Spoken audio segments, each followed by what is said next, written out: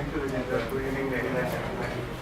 Being the last session of the day and being the tail ender, the night freshman, and myself being a soldier in the Matsya Healthcare Leaders, what I plan to do is to take you through a journey of healthcare entrepreneur, how he grows his business, from what sources can he draw his finance, and what are the opportunities available to him in this healthcare sector.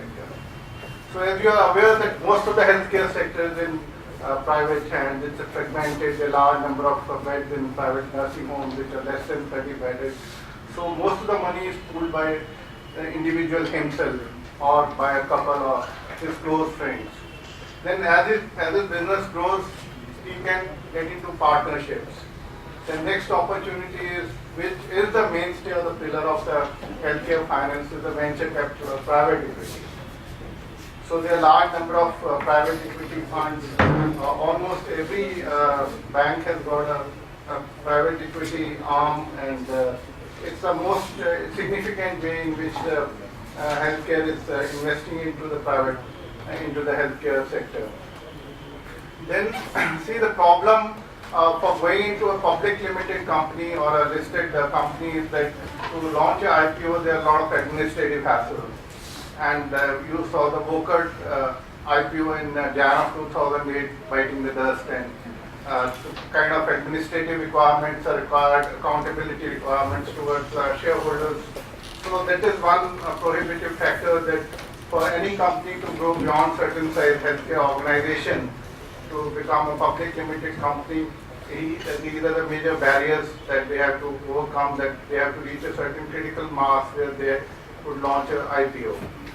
Then the other options available, which are not often availed by the people, are to borrowing equipment, getting equipment on lease, hire purchase, finance. So these are some other options wherein there are certain advantages. One can save on capital, some can save on taxation, and these are some of the other models. Then PPP is another exciting model for any healthcare entrepreneur to grow.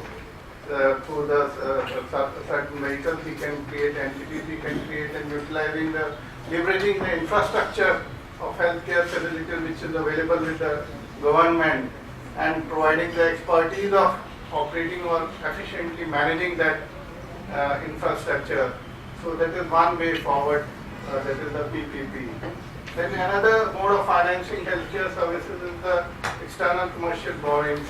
So when the interest rates are more attractive, not many healthcare organizations are utilizing this option. Then FDI is very limited, foreign direct investment. There are only few hospitals which you can count on fingers which have gone in for which are through FDI investment. So these are some of the major options that are available to any healthcare entrepreneur. But besides that, there are loans available from most of the banks on various terms to the qualified doctors if they have a sound project plan, and there are term loans, there are loans for the equipment, and they are underwriting by the finance arm of the all major biomedical equipment companies like GE Healthcare, Toshiba and Siemens. So this is a way to finance the healthcare equipment. So with the increase of the GDP, as we come to know shortly in 2 days, the percentage of GDP being enhanced from current 1.2% to about 2.5%, the impact is not going to be very great, as been brought out by the leader, that you've seen the NRHM scam in UP, that there is a lot of pilferage and a lot of leakages in rampant corruption, and healthcare sector not being an exception. So there has to be more innovative financing models than directly financing it through the increased GDP, in which there is a greater possibility of leakages. Though there is some evidence that as the nation's GDP increases, the health indicators also improve. So these are some of the options for finance that healthcare sector has got available.